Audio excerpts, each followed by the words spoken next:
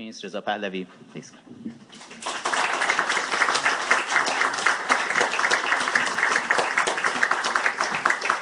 Good morning, everyone. First and foremost, let me apologize for my late arrival, which was beyond my control. And I would like to first and foremost thank the Institute for inviting me to this gathering and giving me this opportunity to share a few thoughts with you, Congressman, ladies and gentlemen. In the interest of time, I'll try to be as brief as possible, but try to give you an idea of how we have evolved and where we are today. At first, I can simply say that the very reason for the existence of this regime from day one has never been in the interest of Iran or Iranians, but to export an ideology throughout the world. If you carefully focus on every posture and behavior that this regime has had, particularly vis-à-vis the international community, you can clearly see that no government that will really be attentive to the needs of its citizens will take our country to the brink of possible war on the sole argument that they're trying to produce a few kilowatts of nuclear energy for peaceful purposes. Why would this regime need to have the ultimate weapon in order to establish under its hegemony a regional religious dictatorship and have a deterrent force to force others to have to deal with that new reality without much to be able to be done with? Which is, of course, why the world is very concerned about this regime's ambitions and its dubious, or to say the very least, opaque nuclear program. Having said that, the real issue to the majority of Iranians is not the nuclear issue. It has always been the lack of freedom and human rights in our country. And after 34 years, the situation has become worse than you can possibly imagine. Not just because people are suffering, not just because the economy is in a terrible situation, but this is the first time for a nation that has survived centuries of unity, we begin to hear the ugly face of separatism that could lead to Iran's dismantlement altogether.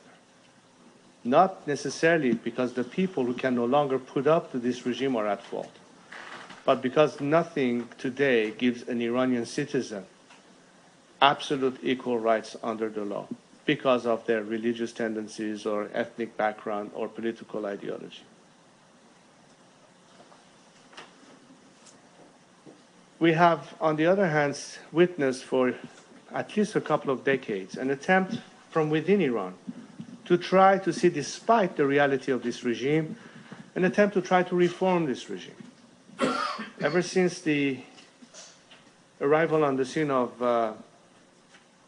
President Khatami, we have seen many people try to see whether or not they can gradually achieve some degree of more liberalism or more access or more penetration.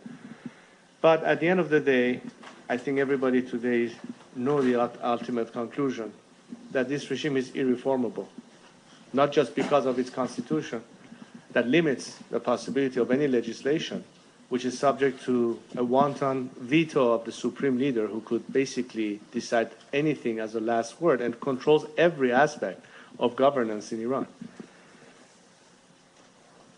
On the other hand, looking from the outside in, I think one of the most basic problems has been that the foreign policy of many governments, particularly Western governments vis-à-vis Iran, which ultimately led to the addition of economic sanctions to bring pressure on Iran, was not really aimed with the idea of putting an end to this regime, but has been mostly aimed to put pressure for the regime to change its behavior. And I think that leads to a bigger flaw of interpretation. Let me give you this example. At the time of the Cold War, in fact, at the height of the Cold War, when you had the most diametrically opposed ideas on this planet, you had the US on the one hand, symbolizing where the free capitalistic world was standing on, and you had the socialist communist international ideology of Moscow going head to head at each other. However, you could find a moment of rational coexistence of these two diametrically opposed systems that could even have treaties between themselves and coexist in the same sphere of rationality. The problem we have with this regime is that its survival depends on the total defeat of the other side. They cannot coexist in the world, or a world that respects human rights, that respects democracy, that understands secularism, because to them it's like poison. And another reason why this regime cannot stop what it's doing is because it has failed in Iran itself. And unless it scores a point beyond its own borders, its already lost legitimacy will be further proof of its absolute demise. Which is why even on the vague assumption that this regime might, on the 11th hour, back down from its nuclear threat, do you think they will stop at that? Will they stop their support for radical groups or terrorist groups in the region? Bottom line, I think for Iranians, and hopefully today, as I've witnessed in the last few months at least, a change of direction in a lot of thinking going on in various levels of decision-making and governance, particularly in the Western world. There's no question that at this point, we have to come to this conclusion that the core of the problem started with this regime, and the start of change in the Middle East will start by putting an end to this regime. The question, however, is how. Before I get to that, let me explain to you what was it that gave me this incentive to become far more proactive in recent years than I was before.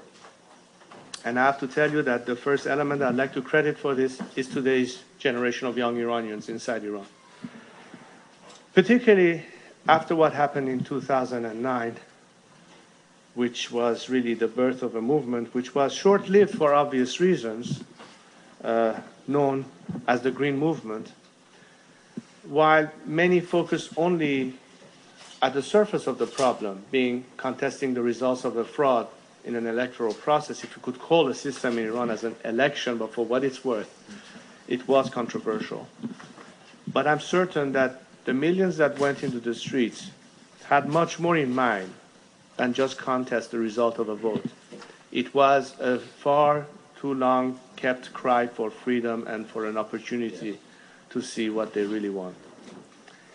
And indeed, it was no surprise. And for those of you who may remember the press conference I had in the National Press Club here in Washington a couple weeks after what happened, I remember saying that this movement will have its ebbs and flows, that we cannot expect people to be on the streets weeks at a time. And the fact that people will be forced to submission, or later on, as we witnessed, many were arrested, tortured, and disappeared. And the leadership of the movement was heavily repressed. That doesn't mean that it's an end of a movement. It's just the beginning of the final phase of this struggle, past the area of giving the regime an opportunity to see whether or not it can be reformed. We could not have let this opportunity go to waste. I could not simply see yet another generation of young Iranians go to waste. And I also didn't think that Iran would have any more chance or time, as the situation prevails within our country, to stay in one piece. The ingredients were beginning to assemble. But beyond what I think has always been the fundamental demands of my compatriots, there was another important issue that we could not address, the huge elephant in the room that nobody wants to talk about: failed diplomacy and the option of war, neither of which can be a solution. Why diplomacy was bound to fail? For the reasons I explained to you earlier. Because you expect the other side to behave rationally and respond to an expectation that you think would make sense. And it has been a waste of time. And in fact, the regime has always tried to buy time and push it further and closer to this infamous red line that everybody, including the Israelis, are talking about. On the other hand, we cannot say that because diplomacy has failed, we have to go straight to a scenario of military confrontation. I've always urged policymakers, decision makers, to focus on this simple truth, that in the past 34 years and counting, most of the dialogue that has existed with Iran by most countries and governments has been limited only to the regime and its representatives. And that has never been an official dialogue with the secular democratic forces within Iran who represent the majority of the Iranian people. We have never asked world governments to cease from communicating or keeping a channel of dialogue open. Of course not. What we have been asking is how come you can deny the majority of the Iranian people a voice, especially when they are on your side vis-à-vis a regime that is not. It simply doesn't make sense. And if you want to find a solution, who better to talk to than the people who are in the thick of it? And they can tell you what can and may not work. My idea was to start working directly and for a change with the people of this generation inside Iran. Not to be misinterpreted as bypassing or putting aside others, but for the simple reality that I think that the only thing that could truly be a basis of a legitimate and grassroots movement has to be based on an inverted pyramid. It has to come from the bottom up. We can no longer have an elitist approach that a few people in a room frame some subject and try to impose it on 70 million people without having a single say in the process. It has to be the other way around for it to have not only a true basis of popular support, and it is also, at this time of our struggle, a movement that has very clear and simple objectives. And the basis of the council that we have proposed and we have been working in diligently for the past 15 months, and the first declaration that has been the basis of this consensus among all who have signed this charter in order to be participating in this movement, has been very pluralistic in the sense that it does not get into arguments of ideological preferences. It simply states that as Iranians, in order to regain our right to self-determination, and in order to be able to measure what people actually think, as opposed to claim we know what people want, the only way to achieve that is to have freedom of elections in Iran, the opportunity to have free and fair elections. If the ballot box is supposed to measure at the end of the day what is the will of our citizens, and until we don't have that moment in time in our country, any other arguments is absolutely irrelevant or almost futile. Irrespective of what we believe, if we believe that it's for the people of Iran to decide their future, then the simple question is, do they have today the opportunity to freely speak their mind and vote their conscience? They clearly don't. And this is why I've said to my fellow compatriots, irrespective of their political ideologies or opinions, being monarchists or Republicans or on the left or on the right of the spectrum, that we can always preserve that vote and ultimately vote what we want when the process allows us to do it. But today we are all in the same boat. If we believe in the tenets of human rights, if we believe in the tenets that one of the key aspects of democracy is to have a secular system when there's a clear separation of religions from government, then we are all, in a way, in the same boat. But we have to be able to start producing by actions rather than by words, something that people can cling on to. Because to me, there are three factors that will make the Iranian society actually move. The first aspect is a clear definition of the alternative. Unlike 34 years ago, where it was said, let's get rid of the Shah's regime, then see what happens. Well, guess what? We all know what happens next. And how many people who were part of the revolutionaries of the time actually knew what Khomeini was standing for. This time we're not just saying we want to get rid of this regime, but what do we want instead? What is it going to be and how we can get to it? Very important to understand, if you will, this path. The second factor which is important is, of course, leadership in the form of proper structuring and organization of any movement. I have yet to see any movement of the nature of which we're talking about, which is pretty much based on civil disobedience, succeed without having some degree of coordination in place. And last but not least, clearly, it needs to have a sense of international support. So what we have been proposing, basically, is that the National Council has simply one objective in mind. And the day we achieve that objective, it's the end of its mission, if you will. It is basically to carry out a campaign for our rights as Iranian citizens to be able to conduct free and fair elections in Iran. It's as simple as that. We're not asking world governments to change their rhetoric and their foreign policy to advocate regime change in Iran.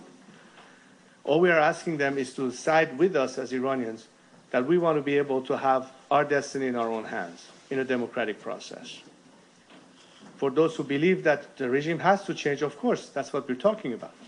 It's changing the regime, but not calling it a policy of regime change. It's the consequence of what we ask that will lead to regime change. Why? Because basically the regime is faced with two possibilities, or we are faced with two possibilities. Either this regime will voluntarily, under pressure, back away and allow for that to happen, which we know it won't, in which case we have no other choice but to overthrow this regime. The question is then the method.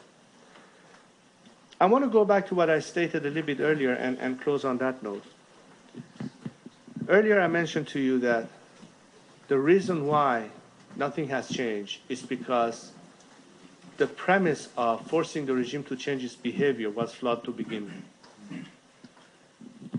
And in the same context, how could you expect the Iranian people to actually commit to any change? Because I heard a lot of people, not just in Washington, in fact in Congress, but also in Europe and elsewhere. Well, if people are so unhappy, how come they are not moving? To which I said, first of all, how many times do people have to come to the streets and tell you in plain daylight, why aren't you on our side? How many chances do you think people get under such repressive regime to state that? But number two, if you think that Iranian people will actually risk their lives because your objective is only to force the regime to come to the negotiation table to talk to you by maintaining the status quo, you're crazy. Of course they won't. Why should they? However, if this time you say, you know what, we're going to use the instrument of sanctions to bring pressure on the regime from the outside, not that it hasn't worked, but if people know that the consequences of this, if there's this time a direct support for dissidents and activists inside Iran to foment this civil disobedience that I've been talking about, then it makes a whole difference. Then everything changes overnight. This time they say, now we're talking. Now there's a real attempt to change things. And it is not that it's the US government who wants to do that, or the French or British or any other government. It's the Iranian people who want that. And you're simply standing on their side saying, by all means, hell yes, they have to have their day and opportunity to vote freely. This regime doesn't give it to them. We, as democracies around the world, won't want anything less for our own citizens.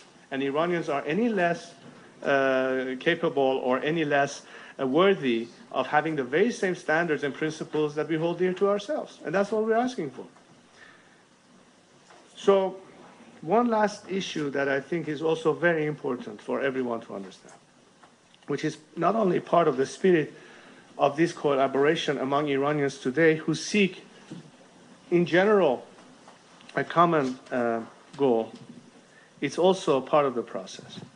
And I must say that a lot of what went into this thinking, to the extent that I was able to contribute to it, is based on what I've been inspired with, having studied events around the world that has led to successful fruition, many movements that were based on disobedience and non-cooperation.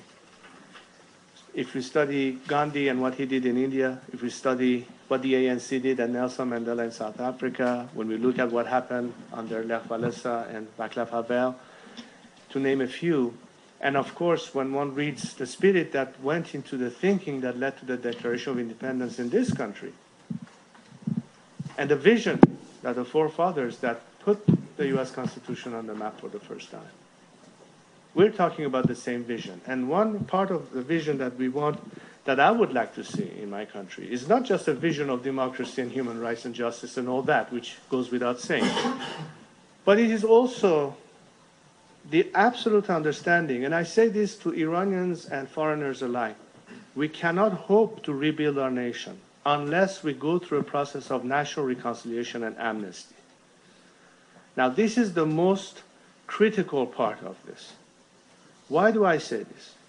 Because the biggest worry of those who are stuck with the regime in Iran today, I'm talking about Revolutionary Guards, members of the Basij, many people who are part of the civil bureaucracy of the country, they'd like to ask the question, rightfully so, what will happen to us if this regime changes? What about our future?